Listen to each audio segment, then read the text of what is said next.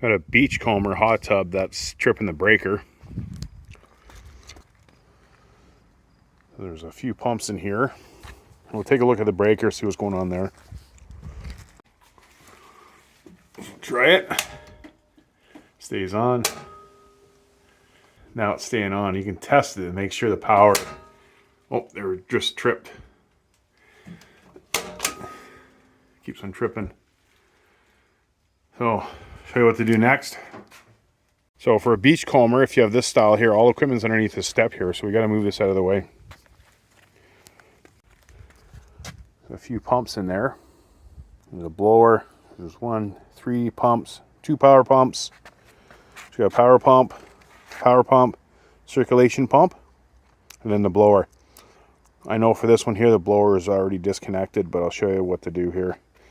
So we're going to take this door off here. Beachcomber, depends on what year. This one's the Balboa. There's other ones where you have like a steel black box, could be a silver box, but you're going to do the same thing what I'm going to show you here. So I think it's the heater element right there, but it's a little harder to take these off. What we're going to do is one at a time. We're going to disconnect some leads here. We want the circ pump to stay on. It would be the last one right here. So you got to figure out which one's the circ pump. I'm looking back of the door here, which one's your circ pump. So we do the last one. So we do pump 1. And the bottom here, this is our blower. We already been disconnected because the homeowner doesn't want to replace the blower last year. Because it trips right away, it's going to be a heater or a circ pump, I think. So there you go, pump 1's disconnected. So we'll try to turn it back on. Here we go for pump 1. Trips again, make sure it's off. Keep that disconnected. And we're going to do the other one, which is pump 2. If you have blower, you're just going to do each step, right? So if you had a blower, you can do that first or second or whatever. Just do it in line. Just your circ pump's going to be last. Don't worry about the light. So pump 2 disconnected. Let's turn it back on and see if it stays on. Now if it stays on, it's going to be pump 2. And it's going to be pump 2. Let's see if it stays on though. So here it's going through its programming. PR is just purge, so that's normal for when you turn the power off and turn it back on. Bypass it. Well, we're going to see, we can't turn it on because of pump 1, but circ pump should turn on soon after it's done its programming. So what we're going to do is I'm going to turn the power off again, and I'm going to plug pump 1 back in because we know pump 2 looks like it's tripping the breaker. So let's turn off the power right now. Make sure it's off. Oh, I just heard the breaker trip. Huh, let's go check the breaker. I could hear it click. At the tub, I could hear the click. So, yeah, it tripped. So it's on again. It's off. You know what? It might be the circ pump.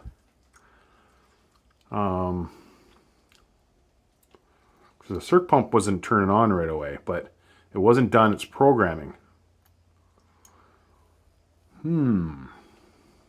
Okay. So what I'm going to do is, well, let's try it one more time. We'll try it, keep it right on. Okay, let's go take a look at the tub. It's not turning on right away. So pump 1, pump 2 is off. Like it's unplugged. They didn't plug it back in. So it could be an issue with the circ pump. Now see all the white stuff? This, I've changed the seal in the past. That's just from previous. So that's what it looks like if your seal is failing. All that white stuff's been spraying water. Let's turn. If I turn the heat, it should click. Oh, there we go. Circ pump just turned on. Let's see, because we got the 2 lines, so it's thinking. So the heater's not on yet. So let's wait. Now if it runs for a bit, it goes through its programming here, and then all of a sudden it clicks off, trips a breaker. Could be a faulty element. So the sensors are looking for a temperature. It still hasn't been clicking in yet, the heater. There, the heater just clicked in. Well, there we go. Just, I can hear some clicking. See how it shows that it's going up like that? It goes up a whole bunch. We know that it should be heating. You can always just test it. So this is a good indicator that the relay clicked in, and there should be volts at the element. Now, if you get a symbol where it just flashes back and forth, down, up and down like that, you know it's just thinking, and it's going to heat. So we know it's not pump 1 tripping. We know it's not pump 2 that's tripping the breaker. It's not tripping right now. So it could be a random thing where either something on the board is going to go, or it's still going to be that element. But it's hard to diagnose when it's not tripping anymore. So when you run into this situation here, all you can do as a homeowner is just turn it back on and keep it going and just keep an eye on it. Now, you don't want this to happen right in the middle of winter time, but there's not much you can do. You just got to keep an eye on it, and then you got to figure out if it's going to be the element or not. Still, it could be the circ pump, because pump 1, pump 2 was off, and it still tripped. So the circ pump, it could be a capacitor that's going in the back here. You could take that off. This right here, this capacitor's right there. You could take that off and test it. So I'm just waiting right now to see if it's going to trip again. Yeah, it's hard to tell exactly what it is. Could be the circ pump gets heated up. It could be the capacitor. So normally, if you have a tripped breaker because of a pump, it's going to be a capacitor. It's going to be, one of these capacitors here, there, somewhere in the back. But for this one here, they're on the top right there. So since you have it all open, you can always just I'll link everything down below. I can link a tester down below and how to test it. Say if this capacitor here was, say, 25, you'll see 25 UF, and it has the volts and everything like that on it. But if you test it, and say this one here had 25 UF, and you test it had 15 or even 20, that could be it too. So you can order, all information's right on the capacitor, so you can always order another one. Now, if this happens to you where it's kind of random or it trips and you can't figure it out, you could, like see pump 1, pump 2. If I was the homeowner for this here, so we know pump 1, pump 2 is fine. For this one here, if I was a homeowner, I would take this off, test it, and I would order another one right away. Just order another one, because we don't know if that's it, and they're maybe around 12 bucks, 8 bucks Canadian. Same thing with the heater element. All information for the heater element's right on the heat tube. There's a sticker right on the side, right there. A sticker right there. So it's going to show either a 4 kilowatt or a 5.5 kilowatt if you have this style here. Maybe not necessarily the Balboa, but if you have that heat tube with the 2 leads like that, so we know there's an element in there. So this one's an offset because the 2 leads are closer to the one side, to the left. It could be to the right, but it's not dead center. The 2 leads are not dead center, so it's a center mount. This one's offset, and then the information's right on there. It'll show 240 volt, 5.5 kilowatt, or a 4 kilowatt. Make sure you get that one. Now I'll link down below the element that would go in here, like the 2. I'll put the 5. This one here I can see from here. It's a 5.5 kilowatt. So I'll mark it. I'll link it down below, the 5.5 kilowatt and the 4 kilowatt for the Balboa. Right now I'm gonna turn off the power. I'm gonna plug those 2 leads back in. Then we'll turn it back on and see what happens. It could be a weak board too. So let's turn off the power. Power off. Make sure it's off. It could be a weak GFI that's in there too. We need it to totally fail and just keep on tripping and tripping to figure out exactly what it is. So we're gonna put these back together or plug them back in. Yeah, it's a good idea to take some pictures because I just forgot which one went where. So for pump 2, just gonna make sure it's clicked in. Okay. Let's turn it back on. See, it's tripping again. Tripping again. Tripping again. Okay, leave it off, and then we're going to disconnect the... let's start over and let's disconnect pump 1. This is what happens with some hot tub stuff. I can't figure out exactly what it is. Turn the power back on, because we've unplugged pump 1. Let's start over. Turn it back on. Just trips. So, disconnect pump 2. We're going to disconnect. And let's leave those 2 off. Let's turn it back on. Stays on. Let's see what's going on. It's going through its programming. Let's turn on the heat to make the circ pump turn on. Okay. Now at this point, it's hard to tell exactly what it is. We could try, because it was tripping. See, pump 1, we had disconnected. Pump 1 was disconnected. And pump 2 was disconnected and stayed on. So to me, it looks like it's pump 2. But it tripped before, and we didn't have pump 1 or pump 2 plugged in. So it could be still a board issue. Still could be a GFI. It could be the element. I just heard a click, so the relay clicked for the heater. Yeah, the last time we went back, so I wanted to plug in pump 1 back in, but last time I went over there and I shut off the power and it wouldn't come back on after we plugged in pump 1. Let's try it one more time. Let's turn off the power, and we'll come back and we'll plug in pump 1. Power off. Plug pump 1 back in, and let's turn the breaker back on. Hopefully it stays on. Cross your fingers. Cross your fingers. Okay, stayed on, and let's go look at the tub. Okay, hit the heat for the circ pump to turn on.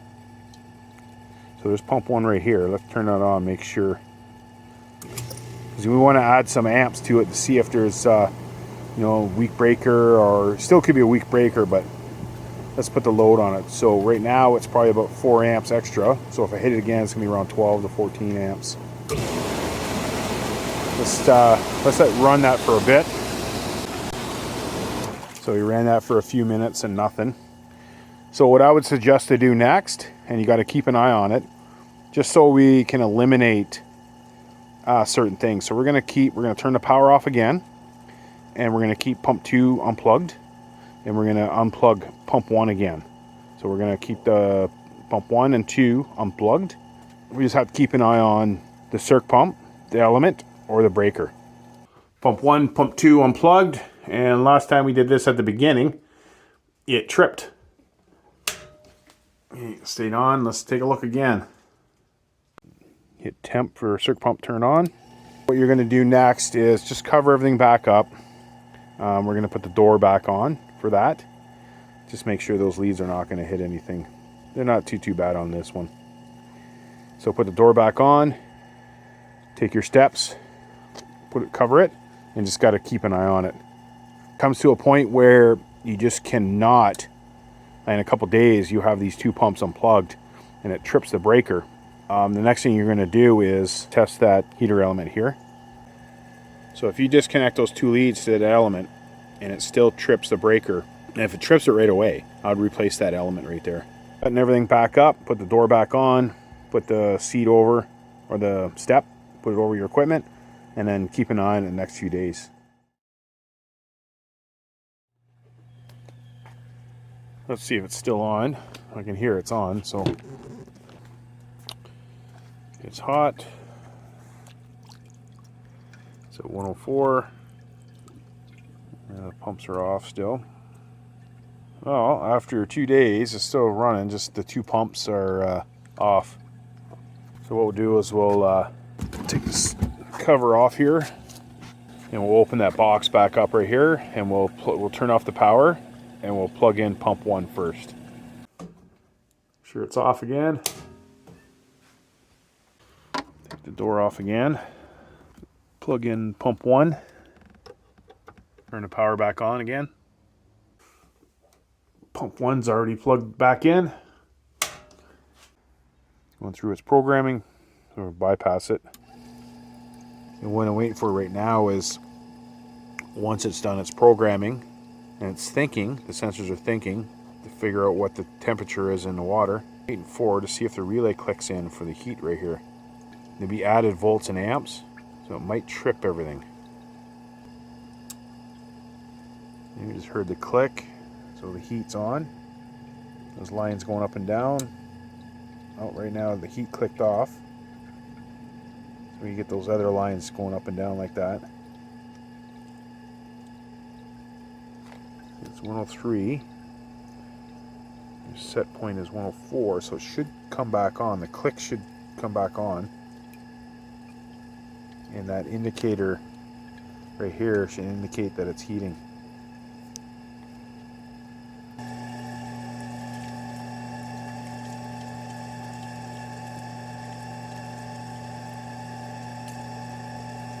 That's what we want. We run around 240 for this. So it's heating right now.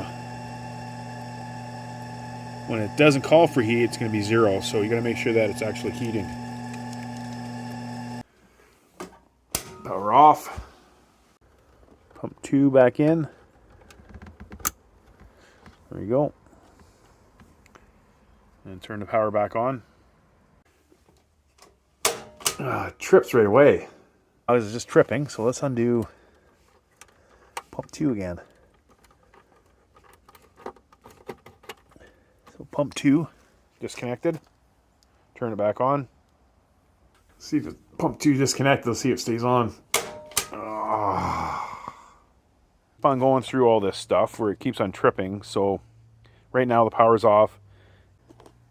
Now we can't exactly pinpoint what it is. But I said earlier that I think it was the element, but after a few days it was still on. At this point, first thing I'm going to do is I'm going to remove the 2 nuts from the element. Now if these nuts are hard to remove, you might have to get a little wrench underneath it too. There's different sizes, so you have to figure out which one you need. So you get a little nut. There's a little kind of a nut underneath there.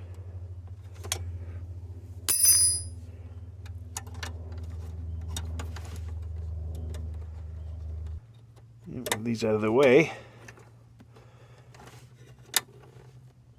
Turn it back on and see if it stays on because it's tripping right now. It's been doing some weird stuff, so who knows if it's going to stay on or not. Before you turn it on, make sure these 2 leads here are away, not touching anything.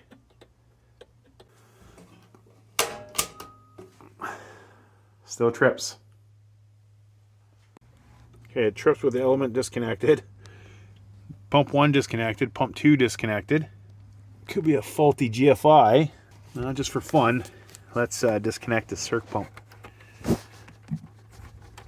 So circ pump's disconnected. So we got the heater, pump 1, pump 2, and circ pump. Pretty much all disconnected. If it trips, we'll try the light, which is rare. We'll try it. Stays on.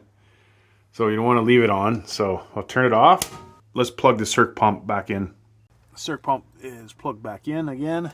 Let's turn the power on. It's staying on now, so circ pump's plugged in. But it was tripping with it off. So at this point I can't pinpoint exactly what it is because that breaker tripping is just so random. I think I'm going to replace, because it's really pointing at that GFI because it's just so random that that thing's tripping. I can't pinpoint exactly what it is. Now we have something plugged in, it stays on. Next thing you know, we unplug it, it trips, or we plug it in, it trips. It's just random. So at this point, what I'm going to do is I'm going to put everything back together. I'm going to plug everything back in, and I'm going to turn the breaker on. If it trips, it stays that way, and then we're going to replace that GFI. Everything's all back together, everything's all plugged in, and just by chance I'm going to try that GFI again. There we go. I'm going to replace that, see what happens after that. It's been a week, and an electrician came here We haven't gone to the breaker yet. I'm just going to open it up. I can hear that it's on. When we left, we plugged everything in. We just had to shut off.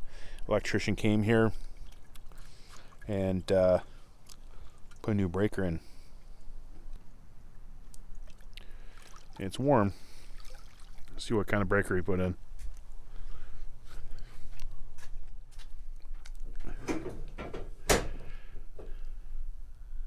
There's the new breaker right there. All that weird stuff because of a breaker. Everything's working. There you go. Sometimes you never know what it is, and especially at GFI, it was kind of finicky like that. I've never run through that for a long time. But you got to test everything to make sure that that's what it is.